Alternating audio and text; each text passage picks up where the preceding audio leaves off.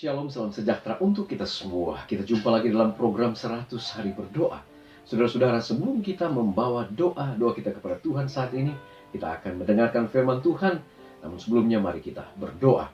Bapa di surga, kami rindu untuk mendengarkan firman-Mu saat ini. Tolonglah kami oleh kuasa-Mu, memampukan kami untuk memahami firman-Mu. Berfirmanlah ya Allah, kami siap mendengar. Dalam nama Yesus kami sudah berdoa. Amin. Pembahasan kita pada saat ini adalah when the storm catches you by surprise, atau ketika badai membuatmu terkejut. Ada satu kisah, satu keluarga yang berada di Tennessee, Amerika Serikat. Keluarga ini adalah keluarga petani yang bernama Paul Dysinger dan juga Natasha. Mereka memiliki seorang anak yang bernama Ethan. Pada waktu siang, Paul baru saja membawa bayi mereka, Ethan, untuk tidur pada siang itu. Tetapi, tiba-tiba istrinya Natasha memanggil Paul untuk keluar dari kamar dan melihat di luar ada sesuatu yang terjadi. Awalnya ketika Paul melihat bersama dengan istrinya di jendela, ada badai atau angin yang sangat kencang yang datang mengarah ke rumah mereka. Tidak lama kemudian, pohon-pohon yang di sekitar rumah mulai bergoyang dan mulai patah dahannya. Kemudian mulai jatuh menimpa rumah mereka. Bahkan ada rumah kaca, tempat untuk pesemaian dari sayur-sayur yang akan ditanam, akhirnya ditimpa oleh dahan-dahan pohon. Saudaraku yang kekasih, angin bertiup sangat keras dan langit semakin gelap pada saat itu. Kemudian apa yang terjadi? Badai menghancurkan akan apa yang ada di sekitar rumah mereka. Bahkan mereka melihat ke sisi dari rumah. Mereka sangat-sangat ketakutan pada saat itu. Untungnya mereka pada saat itu aman dan baik-baik saja. Walaupun sebagian dari rumah mereka hancur ditimpa oleh pohon, dan juga rumah kaca mereka hancur pada saat itu. Saudaraku yang kekasih, walaupun mereka sebenarnya tidak siap, sebagaimana badai yang menghantam keluarga Paul, dan mereka sebenarnya tidak bersedia untuk badai itu. Nah, hal yang sama pun terjadi kepada kita saat ini. Ketika COVID-19 menghantam seluruh dunia, kita pun tanpa persiapan. Dan ada satu hal, bahwa kita sebagai orang-orang percaya mengetahui bahwa ada lebih banyak badai yang akan datang sesuai dengan nubuatan Alkitab. Saudaraku yang kekasih, saya mengambil di dalam buku Peristiwa-peristiwa Akhir Zaman. Di sana di halaman 2 alias 1 hingga 4 dikatakan masa kesusahan yang semakin menghebat sampai kesudahan. Dan dikatakan bahwa masa kesusahan yang mana tidak pernah terjadi sejak terbentuk suatu bangsa sedang menimpa kita. Dan kita sama seperti anak-anak darah yang tertidur. Kita harus bangun dan memohon kepada Tuhan Yesus agar dilindunginya, kita dibawa ke Pak-Nya yang abadi dan membawa kita melewati masa-masa pencobaan yang ada di depan kita. Selanjutnya, Ellen G. White mengatakan bahwa dunia semakin ingkar akan hukum. Tak lama lagi kesusahan besar akan timbul di antara bangsa-bangsa, yakni kesusahan yang tidak akan berhenti sampai Yesus datang. Kita garis bawahi, saudara. Ada satu kesusahan yang akan datang yang tidak akan berhenti sampai Yesus datang. Saudara, di dalam kutipan selanjutnya dikatakan bahwa kita berada di masa kesusahan itu. Dan kekacauan yang jarang diimpikan sedang berada di hadapan kita.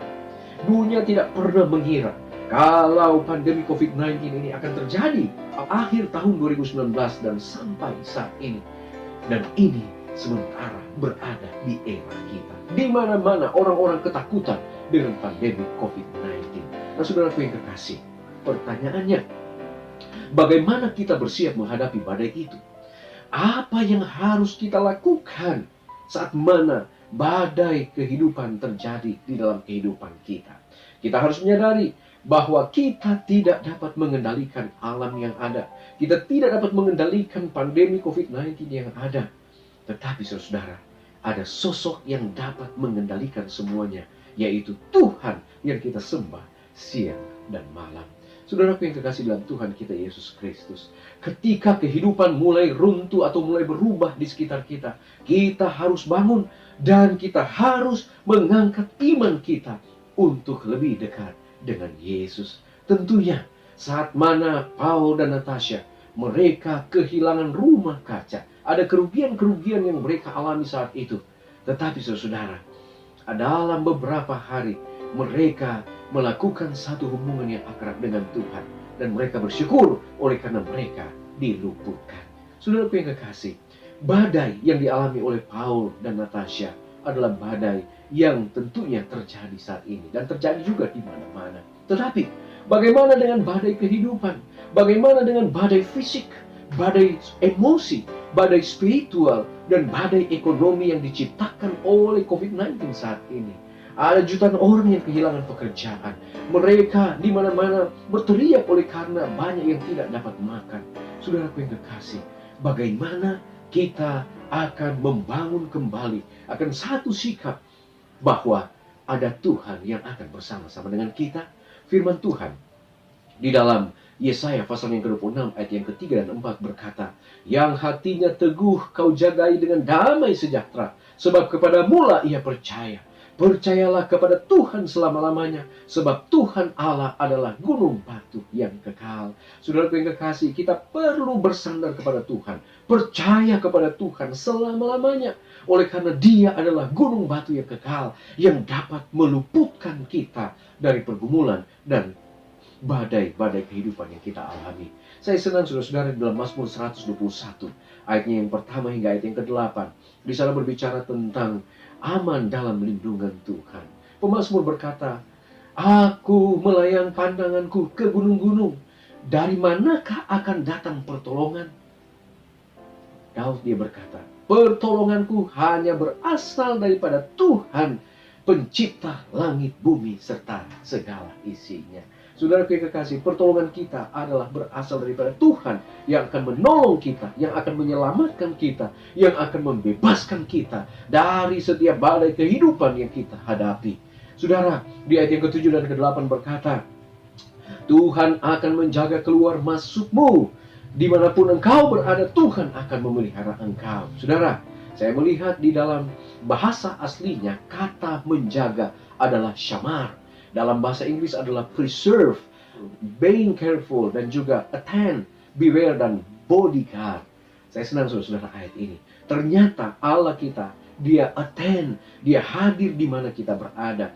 Dia sangat melindungi kita. Bahkan ada satu kata yang di sini saya senang, yaitu bodyguard. Our God is our bodyguard. Tuhan adalah penjaga kita, adalah pengawal kita yang akan melindungi kita dimanapun kita berada.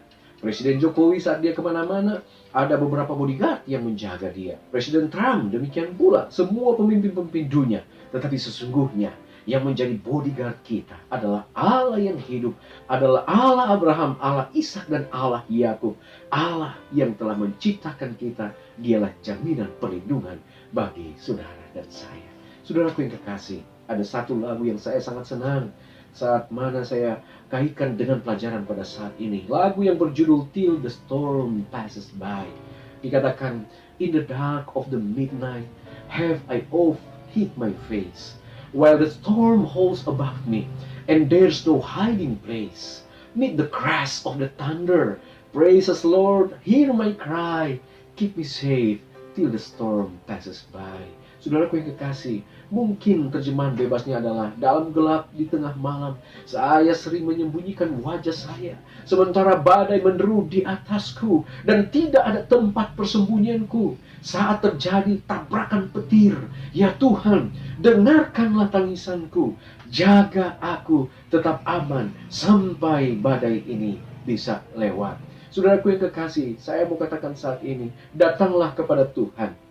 Dialah penjaga kita. Tuhan akan menjaga kita sampai badai lewat. Tuhan akan menjaga keluarga kita sampai badai lewat. Tuhan akan menjaga organisasi kita sampai badai lewat. Asalkan kita mau benar-benar setia dan selalu berharap kepada Tuhan. Keep me safe till the storm passes by. Jaga aku tetap aman sampai badai berlalu. Tuhan Yesus memberkati kita. Saudara yang kekasih, saat ini kita akan datang pada doa. Mari kita doakan. Ada beberapa pokok doa. Yang pertama, kita berdoa untuk saudara-saudara kita yang berjuang dengan pengangguran saat pandemi COVID-19 ini terjadi. Kita juga berdoa untuk Magdalena dan suaminya yang tinggal di pedesaan Kolombia.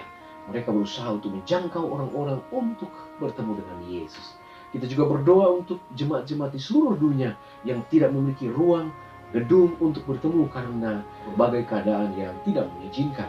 Dan yang keempat, kita berdoa untuk sukarelawan 1 tahun dalam misi yang membantu imigran di Haiti, di Chili, agar mereka tetap semangat di dalam menjalankan tugas dan pelayanan. Saudara-saudara, mari kita satu dalam doa.